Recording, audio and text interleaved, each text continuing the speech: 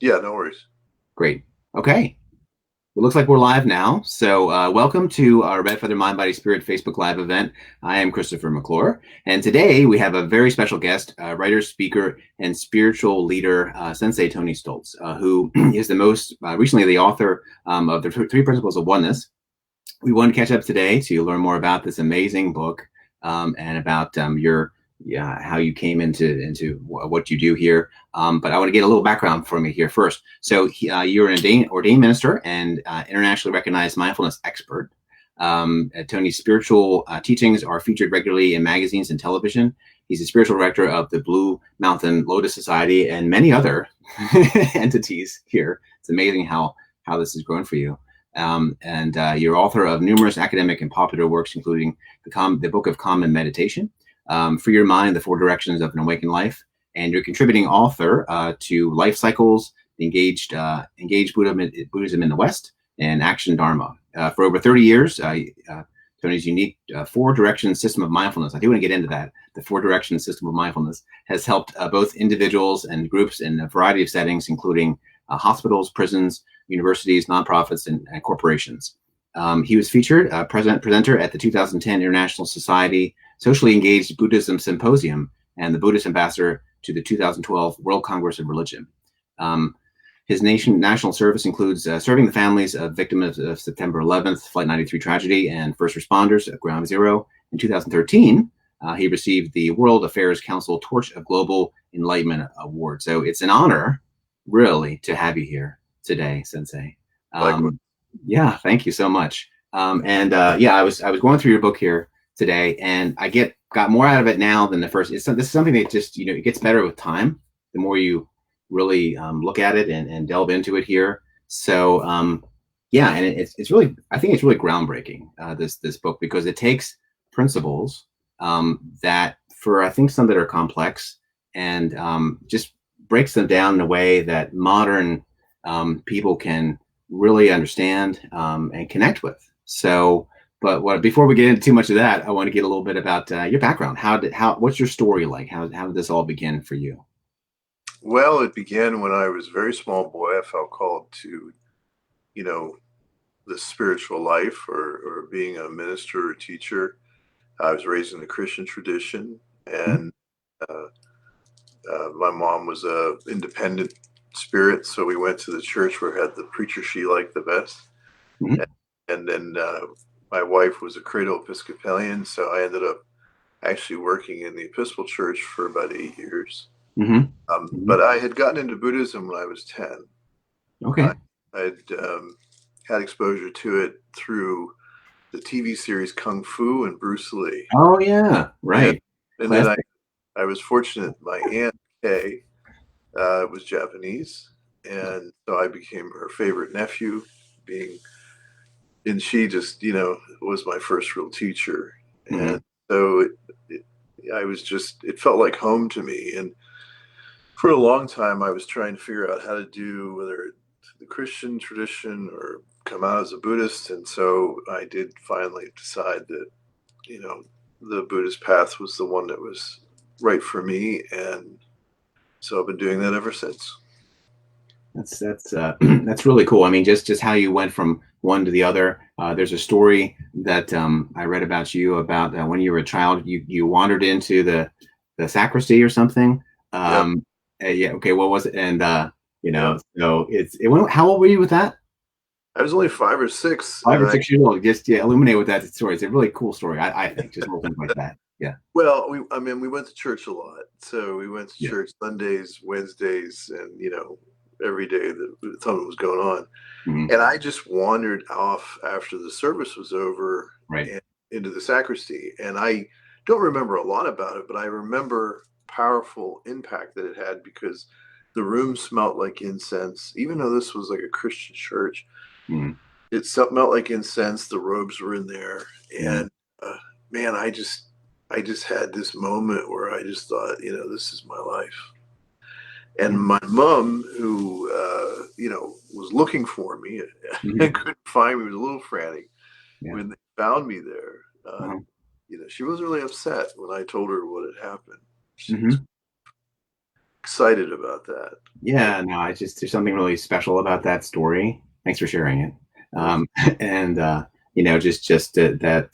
foreshadowing as far as what would happen here too. And so you had the Episcopalian tradition there into Buddhism, and so now you founded some center. So it's how. Tell me about the evolution of your center and what you've created. Well, actually, I was in grad school in Cambridge, and I had decided that at that point that my gay friends say I came out as a Buddhist. So that was the time I kind of came out, because I was doing it all along and trying to make it sort of mesh. Yeah. And it just for me wasn't working anymore. So I did that. So while I was there, I started the community, and we used to meet in St. John's Chapel off of Brown Street. And we actually had the back chapel. They allowed me to use it, and we had zafus and zabatons, the meditation cushions. And it was a beautiful, beautiful building. And so my first folks were there. And then when we moved here into this area, central Pennsylvania, moved back here because my dad was living here and my son was only 3, 4. And so it would be a nice place for him to be closer to family. Sure. And we ended up staying here. This is the longest I've lived anywhere in my life. Oh, really? 21 years, 22 years. Yeah. Wow. Wow. Yeah. It'll do that to people. Well, so that's how it, and so when I first settled in here, we decided we're going to stay here. I began working as an interfaith chaplain at Hershey Med Center. And I transferred my clinical training from Massachusetts General down to here. And then I just, once we decided we were going to be here, I switched from there to here. In Hershey, I was there for about 2 years. And I started doing retreats for doctors. I'm sorry. No, that's actually fascinating. I'm sorry, just to there's actually a synchronicity there. My brother had a fair amount of medical issues when he was younger. And my parents went back and forth between UMass. It was the University of Massachusetts Medical Center and Hershey. So are you talking UMass or just the Massachusetts General? Are they connected, or? The program that I was going to go to was at Mass General. Okay, all right. So that's just an interesting. I had that moment of like, wait a second. Like that. Yeah. Yeah. So we ended up doing it here, and then I started. One of my first person to take precepts with me is actually the current health secretary of Pennsylvania. Oh, yes, right. That's right. Yeah, and so I started doing mostly for doctors and nurses and doing retreats in various places. And in 2004, we found a building and space here, and so we started operating out of that center. Wonderful. That's a great story, and it sounds as we were talking earlier how it's really grown in scope here now with different centers, all over really. So where all do you have different? Well, we have what we call houses of meditation, and so there's one in Lancaster that's run by one of my guys there. We have another house of meditation in Nevada, and we have another one starting down in Miami, and then we have affiliate groups and people that I've trained to teach in Connecticut, California, pretty much all over. And so, yeah, it's grown quite a bit over the last 20 years. I think there's a profound reason for that, and the growth of the interest in Buddhism in general and mindfulness, because it is, it really works with the modern mindset. I think it helps to alleviate that suffering as the classic of how a course was supposed to do. But there's such a claritative aspect to it. That more people are getting, are gelling with and folding it into their own traditions as well. Many times, I think, so as an enhancement of their own traditions, which is a great part of it, and I think part of the tradition, to begin with. So tell me a little bit about how the book happened. How did the Three Principles of Oneness come into being? What's the storyline there? I know a little bit of it. I was part of it. Sure. about the Of story. course you were. Yeah. Yeah. Well, I'm always looking for ways to share the teachings in a manner or fashion that will kind of reach the modern audience, put as few blocks in their way in terms of being able to benefit from it. And a lot of times when Buddhism is presented, there's a lot of language and cultural references that come from 3,000 years ago in India, and so there's this whole sort of thing you have to kind of work through to get there.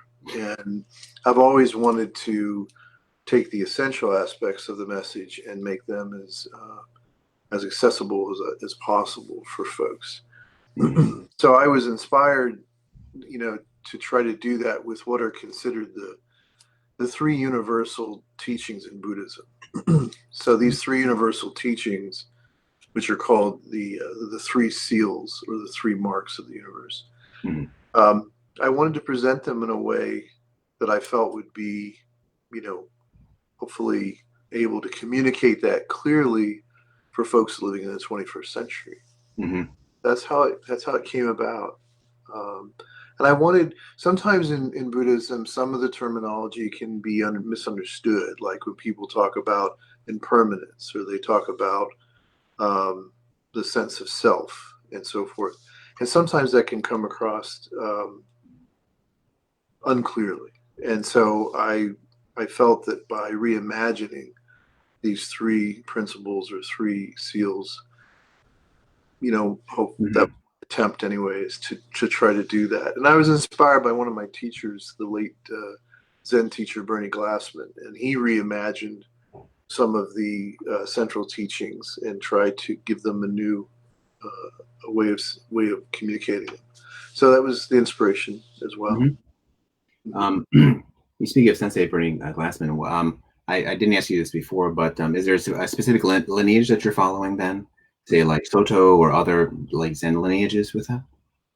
No, I consciously decided not to follow. So we're kind of what you might say a non-denominational group. That's right. Yeah. I did training and certainly was invited to be a part of different lineages, both Tibetan, Zen, and Shin in the Japanese Buddhist tradition. But both of my teachers, Bernie Glassman and Al Bloom, encouraged me to do something different, to create something new. So with their encouragement and blessing, that's what we did. We tried this experiment. Yeah, I gathered that, but I never actually asked you that. And I think that spirit is how this is so effective. I think that idea of taking these principles, these timeless principles, but then making something that is maybe more palatable or understandable, and just little tweaks here and there to how it's verbal or how it's written. Not the tweaks to the actual principles. Makes them a lot easier to digest, for people. So I think that's really, the key to this. So in this creation process, what did you enjoy about, getting the book through, and what was good about it? What was bad about it? That'll be not sugarcoated or anything. No, there's nothing bad about it. I've always written a lot, and I had the idea for this book over several years, and I actually sort of tested the waters with it by sort of presenting the ideas to at retreats and things like that. But essentially, my creative process is that I basically get a concept in my mind, and a lot of times it's more like I'll have an image or a vision of something, and then it'll kind of come together that way. And then I go through a process of writing and rewriting and trying to make it more succinct as I go, and hopefully be pleasant for the reader. But that's kind of how it works. It's always visual at first. I Interesting things, and then kind of work from there. Yeah, so you have a vision, and you kind of just manifest it in a certain way. So is that how your four directions system came about? Really, just getting that down, the four directional systems? I'd like to get a little more on that. So. Well, as you said before, the greatest export from Buddhism for culture in general around the world has been mindfulness. Mm. And, we love that. Buddhists love that because that's our gift to the world in a way. And like you said, anybody can practice it. There's no demand that someone be a card-carrying Buddhist. Right. And so as I was looking at a way to engage suffering in the world with these practices, I saw that the Western model of doing it through counseling or pastoral counseling, or what do you want to call it, psychotherapy, that kind of thing, Mm-hmm. that mode, or that modus operandi, was one that people were comfortable with, and it's one that I thought would be the easiest way to kind of bring these teachings forward. So I created the 4 directions system of mindfulness through the experimentation. Mm-hmm. Because I started out working institutionally. I started working out in prisons and hospitals, and I ran a halfway house for 5 years, and I really wanted to test what of the teachings would really hold water with people in the toughest parts of their life. Mm-hmm. So the 4 directions became a product of those experiences and what really worked, and it continues to evolve. Mm-hmm. But it's unique. It's so unique that some years back, gosh, going back probably 15 years ago, I was invited to present it at Harvard University, and so I made a big presentation there on the 4 Mm-hmm. directions. And then some of the Buddhist elders in the Japanese traditions allowed me to present it in Honolulu, in Hawaii, to the heads of these different Buddhist groups. So it's different. It's unique in that Right. the language I use, as I say in the new book, I adopted the model of the Chinese, the Koyi method of taking matching concepts. And so that, you really make it, our language and our way of understanding things. When I say our, people talk about the West, but when you're using some of that language, it's very international. Mm-hmm. Yeah. And that, I'm sorry, go ahead. Yeah. Sorry. No, I mean, like the language of science. Exactly. That's exactly what I was about to say. Just like language of science, and that's how you kind of tie it together with the language of science. And I love how interspersed within the book, you have, quotes from scientists and other leaders and things. You mentioned something here with the 4 directions there. You have a nice quote by Carl Sagan about it. The experience, the fundamentals of Buddhist teaching of experience, reason, and testimony. The experiential nature of that, I think, is really because it's tested. It's you go through the process, and that's when I first read the Dhammapada. That was one of the things that struck me going into classic Buddhist text was the take what experience it. Buddha was very much about, if this might not work for you, but experience it, use it, try it.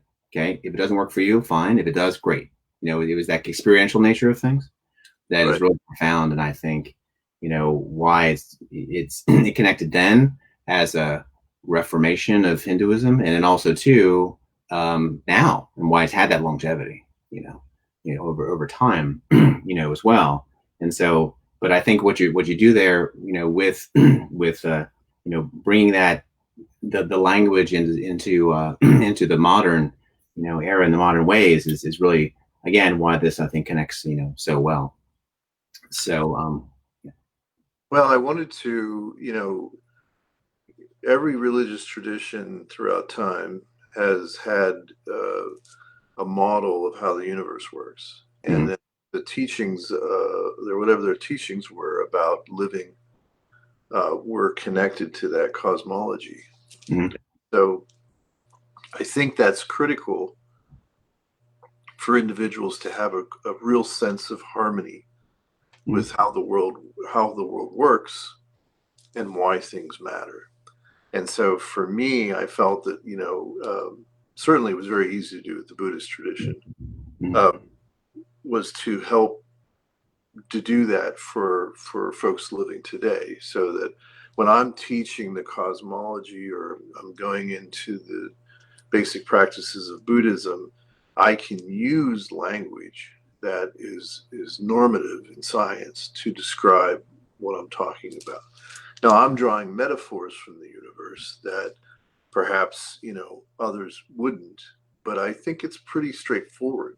And that's why I mentioned other folks like Alan Lightman and my friend Neil deGrasse Tyson. I mean, even though these people are not considered Buddhists, they're having this experience of the interconnectedness of everything, and their spirituality comes out of that. And so I made those parallels so that people could hopefully embrace it that way. Yeah, you mentioned Neil deGrasse Tyson. There's a great. For those of you who haven't seen the interview that you interviewed him, with that, it's really amazing.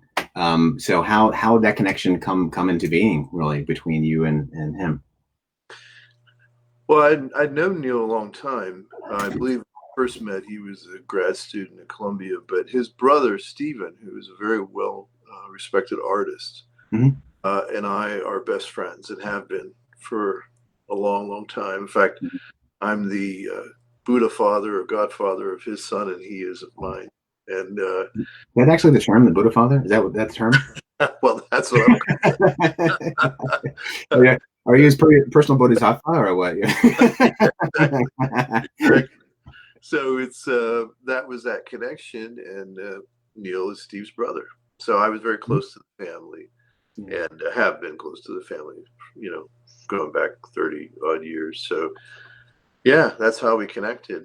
And when Neil started, using language that was like the cosmic perspective, and his book that came out, I think, a year or two ago, Astrophysics for People in a Hurry. He actually did a chapter on it. And I just thought, we should connect on this. Because he and I had conversations privately, at family gatherings. And I thought, well, why don't we do this publicly? So he was very gracious and agreed to do that.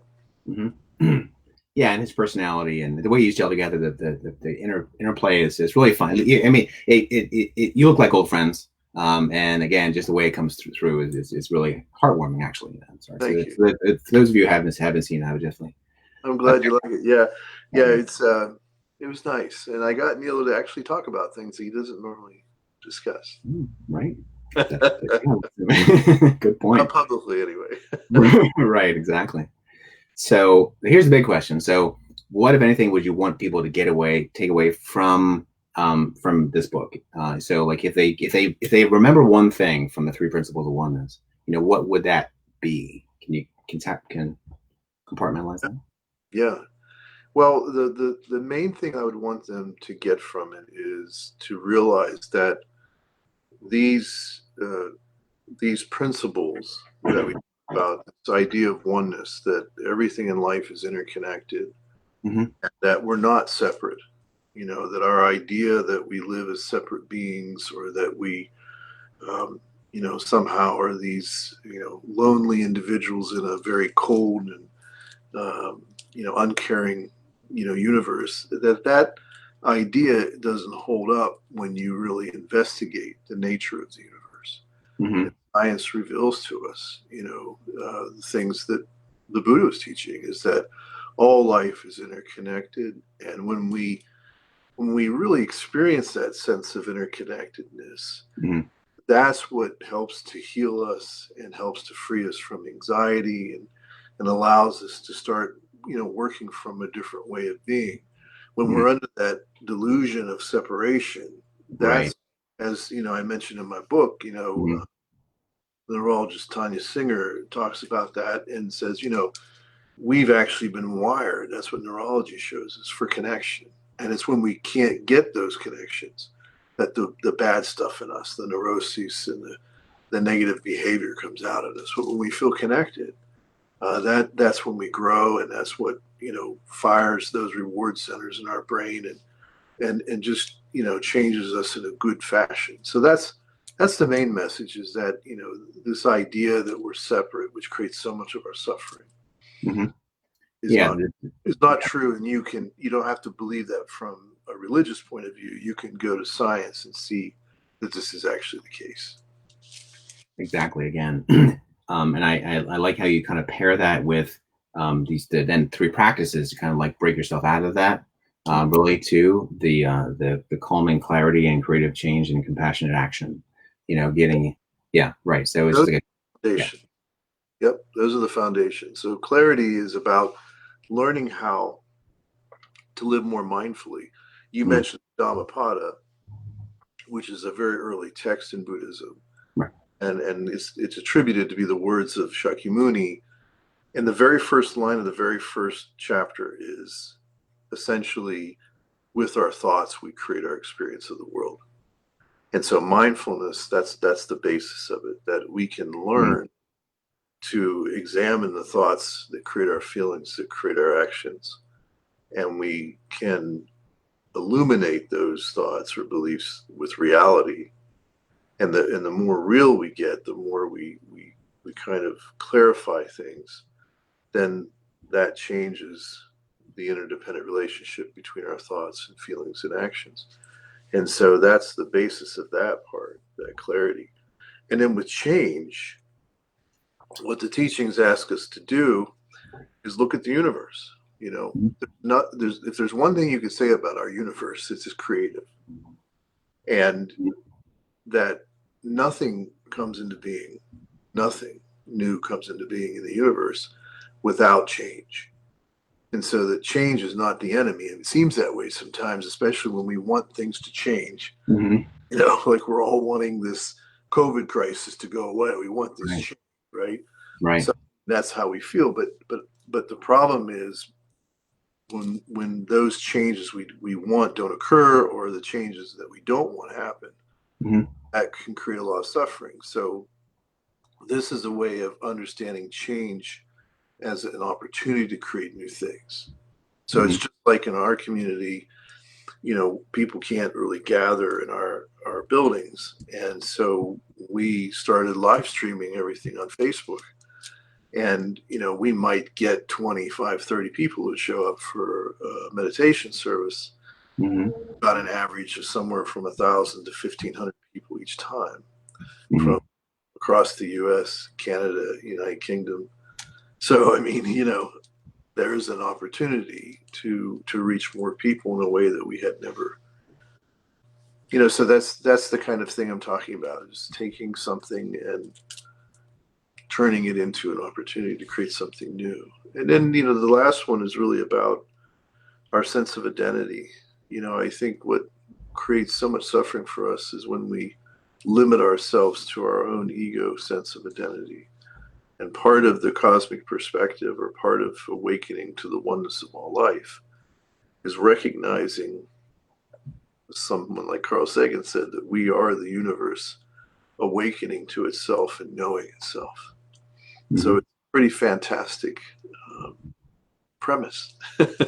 No, it really is. And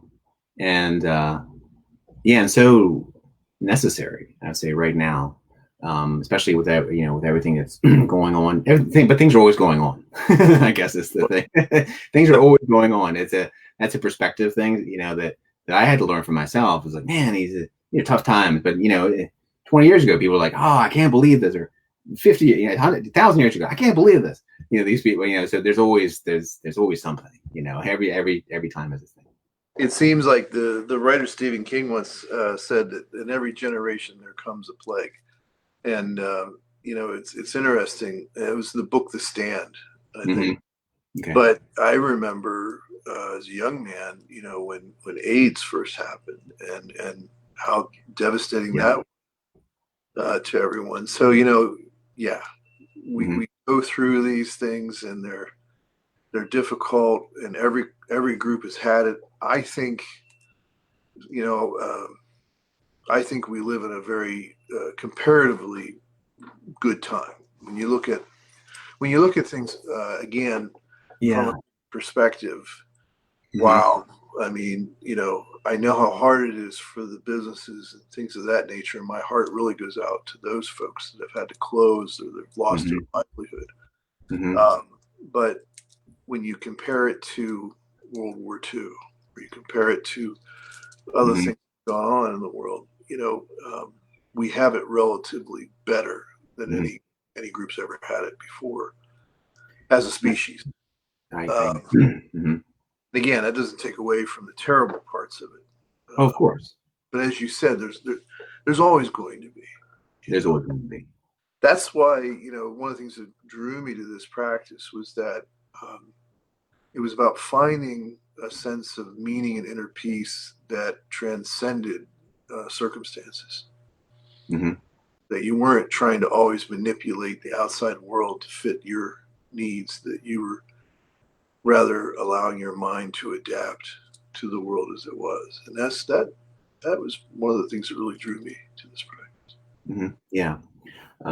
And again, just the simplicity of things. There's something that I'm very image based myself. So Yep.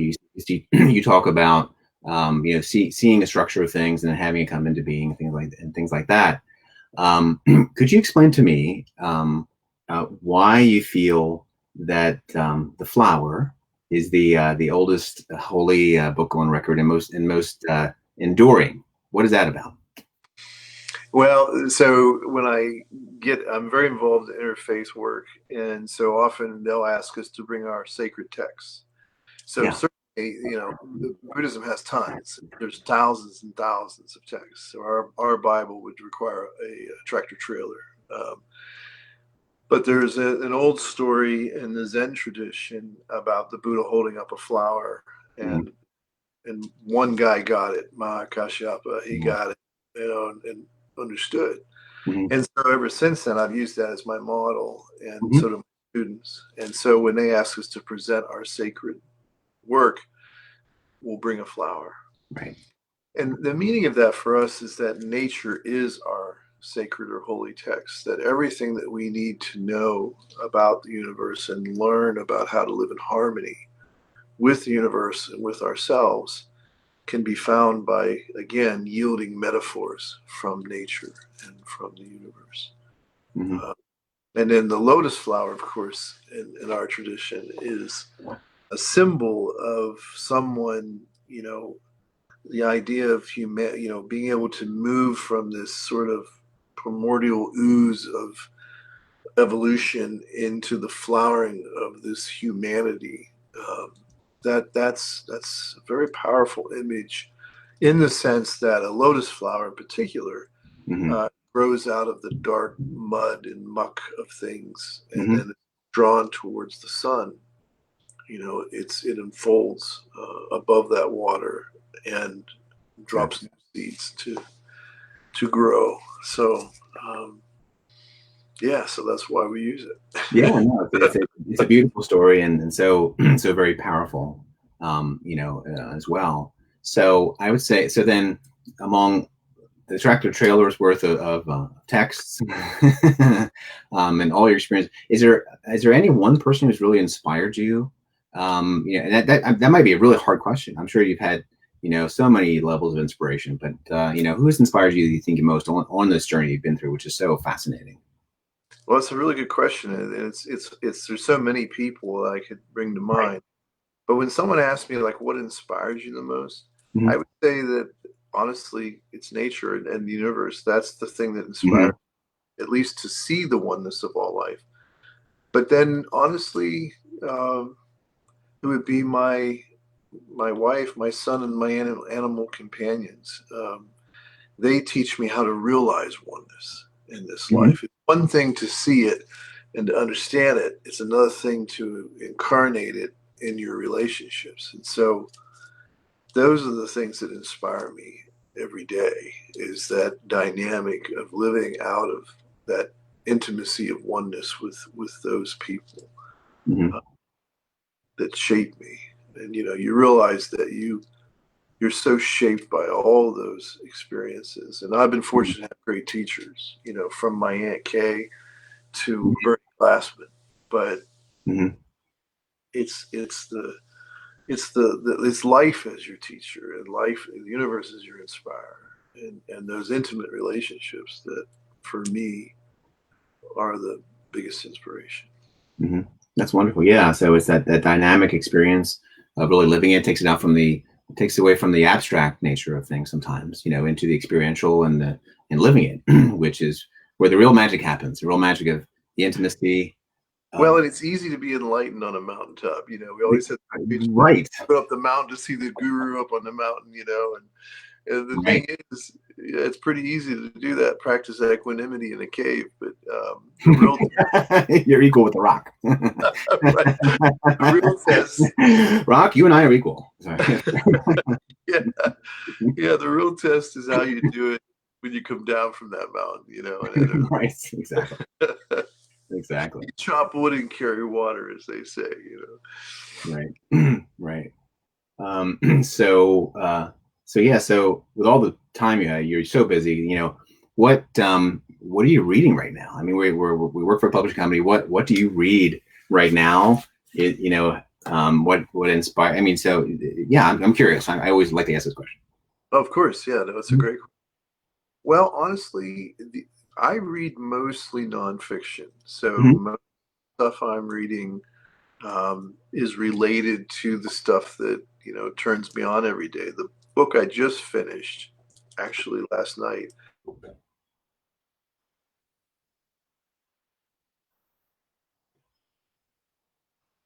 of Kodo Sawaki. Kodo Sawaki was probably one of the most eminent Zen teachers in the 20th century, and so Mhm.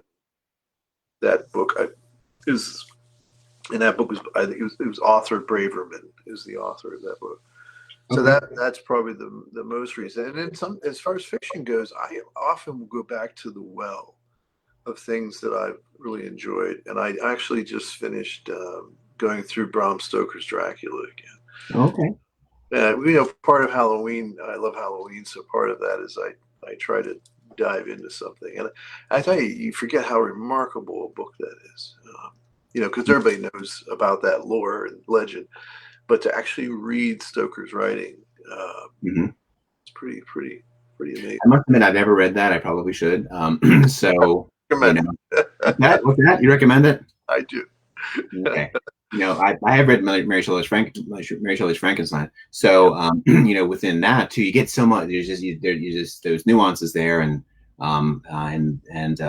within any texts like that, going back to the well is for me my well is always Tolkien, and so it's just like and I read a lot of nonfiction as well. But it's like if I need a break from that, I'll go to the to Middle Earth or some Oh different. yeah, I love Tolkien. I was recently back when I was a boy in Somerset, Pennsylvania. There was a big old pine tree my wife and I visited about 2 months ago. Mhm. I read Tolkien for the first time, Lord of the Rings, The Hobbit, and similar. And I read all that when I was a boy. Yeah. My son and I are actually going to be reading together C.S. Lewis's science fiction trilogy Oh, okay. this early winter. Yeah, a lot of people are familiar with his works with Narnia and so forth, Sure. but he wrote a very, very good science fiction trilogy. Hmm. And so we're going to be reading that together and That's using it as exciting. a way to talk and explore. Yeah, that's exciting. I haven't delved into that. I've read some of the Narnia Chronicles of Narnia, but yeah, no. I mean, outside of that, a very prolific nonfiction writer as well, very influential too. And yeah. Yeah, Lewis was I mean, when I was a young man, as I say, raised in the Christian tradition, I Mhm. found Lewis extremely, extremely useful and so great at elucidating ideas and concepts. I think I've read everything, including letters to his plumber, and I even went so far Yeah, as thing really. I've totally missed that. Letters to his plumber. Are you I, serious? I've read there you can get stuff out there that are basically letters from Jack Lewis to his plumber, to his brother, to everybody else, and I've read everything. And I actually met and spent a little bit of time with Sheldon Van Auken, who wrote A Severe Mercy, which was a very big book back in the day. Mhm. And Sheldon was his protege, and so I was very deep into the Lewis world. Wonderful, wonderful. We have a comment here from Amy Fisher. She loves Lewis's Paralandra series. That's the one I'm talking about. Yeah. Oh, Yeah, okay. Wonderful. yeah, yeah. Those. It's Out of the Silent Planet, Paralandra, and That Hideous Strength is the trilogy. Gotcha. Very good. Very good. Yeah. Also, just so you know, we have a Michelle Welch who said hi. She's the owner of Soultopia and a writer in her own regard. So, so hi, Michelle, and yeah, hi from Sensei Tony here. So, yeah. So what lies ahead for you? What's coming up next? Always unknown, right? No, I don't know you. I think you know. Yeah. Well, For you, not just my yeah. plans. Yeah, right. There are plans. That's a good point. We always start with not knowing, and then I'll make my plans. Yes, I'm sorry. You're right. My plan. No, I'm just joking. But my plan is to try to expand. Always the people that we can reach with our teachings and message, and to grow our community. That's always been my goal since I founded these things. And so right now, like I say, because of COVID and some of the things that's caused, we've had to get creative. And so we're trying to find ways, we're working on right now, how to create the best platforms to have a growing and strong online community, an online Sangha. Because I think regardless of when things get back to some sense of way things were before, I think many things will change forever. And so we're trying to adapt and grow with those changes. And so that's what I'm planning on. I'm planning on trying to expand our outreach that way so that we can reach more people. And, that's our raison d'etre, which is, relieving suffering in the world. So trying to do that in our own way. Yeah. So, and the name of the Sangha it's the Dragonfly Sangha? It's what we call it, the Dragonfly Sangha. Originally, when I first founded it, was the Blue Mountain Lotus Society. Okay, right. But we started, our elders decided on the Dragonfly Sangha because our order of clergy is the Order of the Dragonfly. And because we have groups now that are all over the place, and I named Blue Mountain after the Blue Mountain Range and the lotus that grows at Wildwood. So we just decided to kind of gently move into that larger name. Yeah, no, it makes complete sense as things blossom, as for you and the Sangha, and you're reaching more people, and that's what you have to do, and you have to adapt to the situations as they are. So are there ways that then people can reach out to you, social media, those kinds of things, websites? What's the best way to really connect with? Well, the easiest thing to do is go to AskSenseiTony.com, the website. The Ask Sensei Tony series in the book, The Three Principles of Oneness. Yeah. The latter part of that book are some of the Ask Sensei Q&A that I continue and have done for decades. But AskSenseiTony.com is our main website right now. Right. And it has about our Sangha. It has about our, one of the main ways we relieve suffering is through mindfulness counseling. So people now can do that online anywhere virtually they are in the world. And so that counseling and helping people with the tough stuff or problems that are going on in their life is the main practice we do. We also have a seminary training program for people that want to serve others and help be a part of that change in the world. And then as far as belonging to our community, people can join the Facebook Live Ask Sensei Tony Facebook page. We live stream our meditation services every Monday at 6:30 Eastern Standard. And if you don't join us at that moment, you can watch it whenever you like. Those can be posted to our YouTube channel. And if you also on the AskSenseiTony.com website, there's a pod there. We have probably about 60, 70 podcasts now. Mm-hmm. And these are largely topical and questions that people have asked me, and my opinion or response to those questions. Mm-hmm. Yeah, So they're great. You mentioned in the book that there's a section that's devoted to those, and that's where you get in the experiential, and I think aspect of things. So yep, because you talk about the principles here throughout it, and then in the end, it's like how they're applied. It's just perfect. And so so you're not so you're not staying up here in the ether.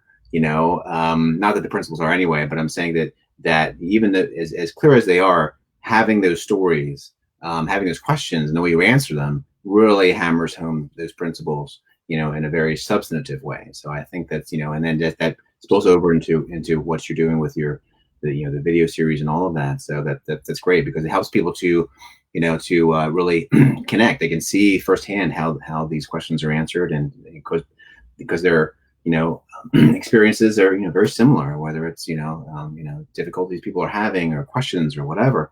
They can see themselves in those who are asking and your answers to them. So, it's incredibly, effective. So, yeah. So I wanted to thank you, for this book, really. There was a quote in here that it's a love offering. You said this book was a love offering. And which I think really is, says it all really about this, is the principles they're trying to alleviate suffering, and it's given out of a sense of wanting to help, wanting to assist, and as an act of love, which is the way. And so anyway, so thank you for writing this and bringing it to to everyone here. It's a gift to the world. well, thank you, Chris, and thank you to Schiffer for helping me produce it and bring it together. Mm-hmm. Our pleasure. Yeah. Yeah, I mean, embodying it. That's why, in the book, I wanted to have the thesis, the antithesis, and then how you synthesize it and put it into actual practice. Because I think, as you mentioned earlier, if it's just a philosophy and it's not something you're applying in your daily life, then it really isn't making that much of a difference. So Exactly. some of those chapters in the latter part of the book are about how I have tried to embody oneness in my work and in my personal life and in the care I give to others. Beautiful. Well, I think that's going to wrap it up here for today. So big thank you really to Sensei Tony Stultz. It's been great. I got a lot of, I feel like it was almost a session. Like I feel better. Not that I felt bad before. Good. I feel not better. So thank you for that too. Thanks to everyone who tuned into this event. It was really fun. And I got a lot out of it. And hopefully you all did too. So the Three Principles of Oneness. Yes, go ahead. If I can throw one thing out there, if you we have one of our big Buddhist ceremonies coming up. We'll be live streaming it on Saturday evening. Oh, great. Eastern Standard Time. It's the Satori season, so this is where we celebrate the Feast of Enlightenment, and the story of the Buddha's enlightenment, which is actually the story of all of our enlightenment. So. Very good. We'll make sure we have these links in the comments then too on this, so anyone can check out that. And the book itself, Three Principles of Oneness, is available on RedFeatherMBS.com, in major bookstores and Mind Body Spirit stores all over the world. So thank you again once more, Sensei Tony. Thank you all for tuning in, and hope you all have a beautiful rest of the day. You too. Thank you, everyone. My pleasure. Thank you, Chris. My pleasure.